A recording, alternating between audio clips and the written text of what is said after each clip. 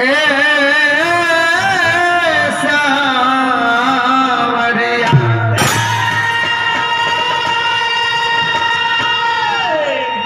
सावरिया सावरिया सावरिया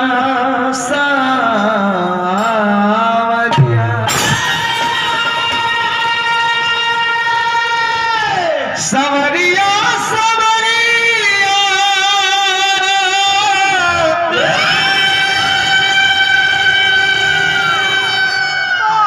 सावरिया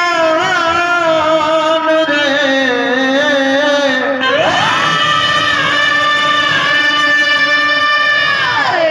सावरी सावरी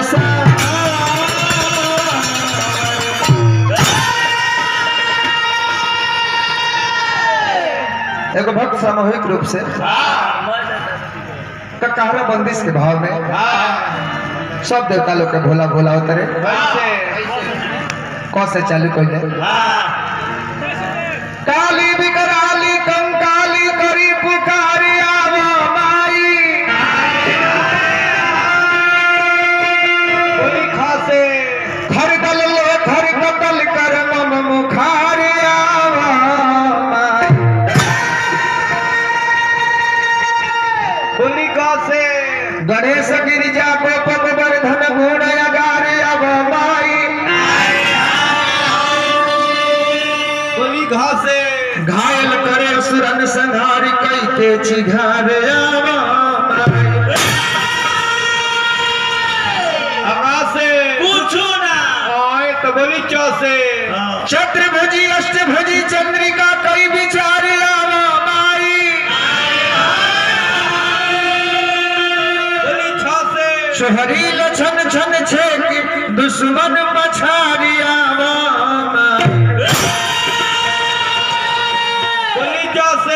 जाओ जलपा जगदम्बा यग नील जारे आवा माई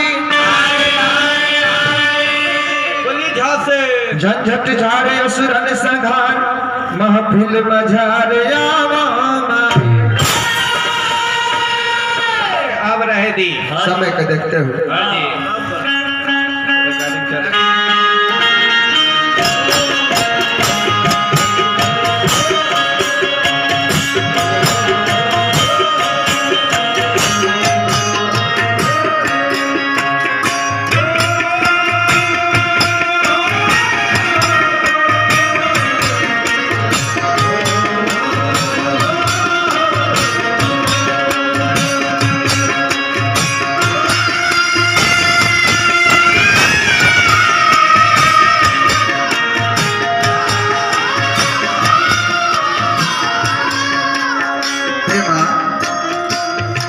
लड़का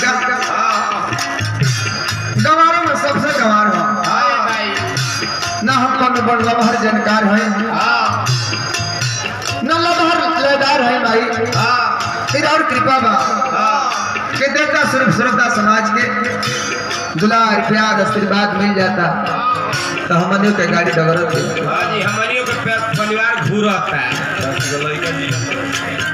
हाथ जोड़ी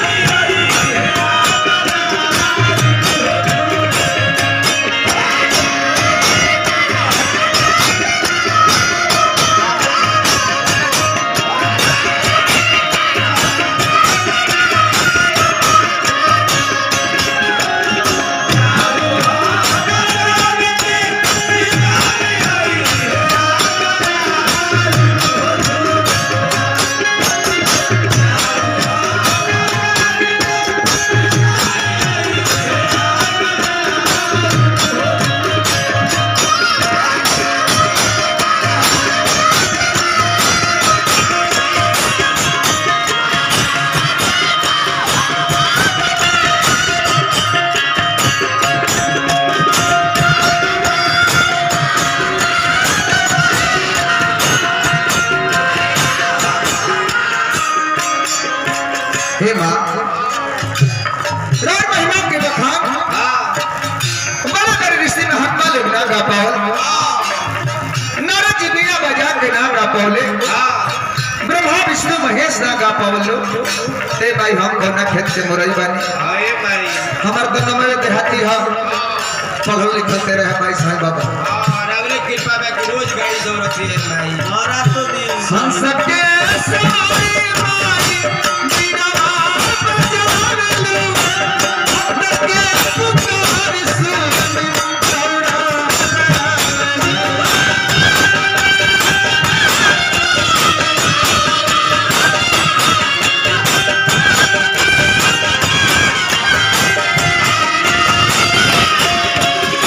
हम सबके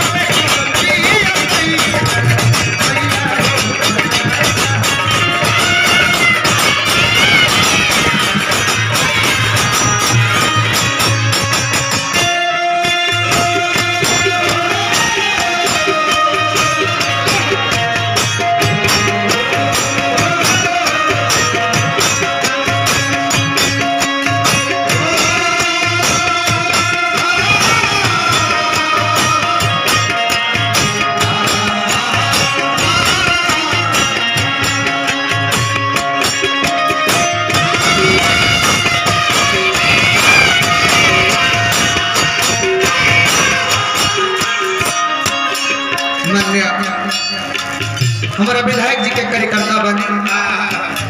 भाई हमारी के सचिन यादव जी अब बहुत प्रेम दुलार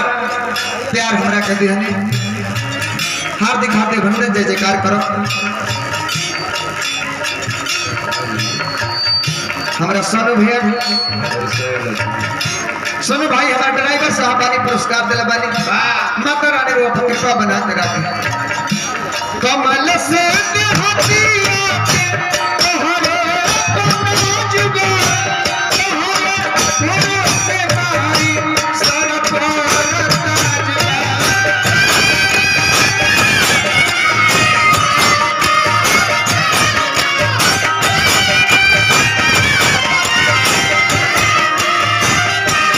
हमारा श्रवण भैया चलक ड्राइवर बने भगवान से कामना करो रवा हवाई जहाज का पायलट हो जाए जी कमल से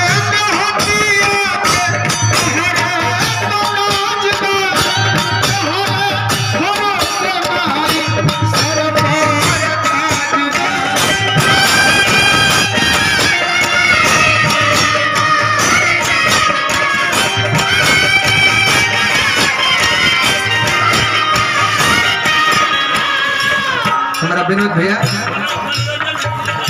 मनोरंजन मंत्री बने हमनियों को भी लोग लगे असाही भव्य मनोरंजन करावत रहे कि हमनियों के परिवार जियत रहे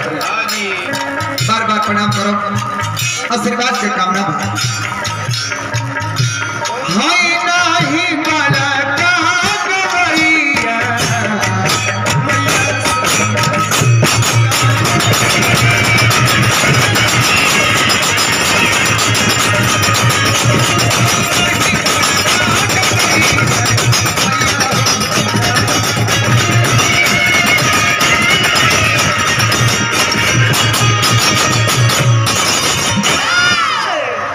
डांसर लोग का व्यवस्था होगा दो जन होने लगा जब होले अपन कमदारी पेश करता है एगो माला पहना के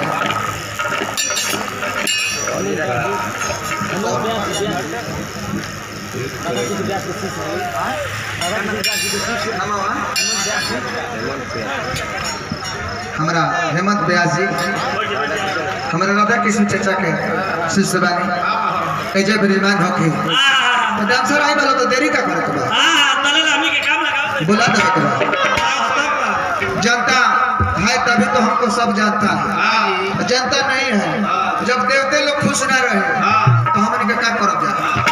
देवता लोग जैसे खुश रहे डांसर लोग चलिए अलग काम बा एगो धुन बात निकल है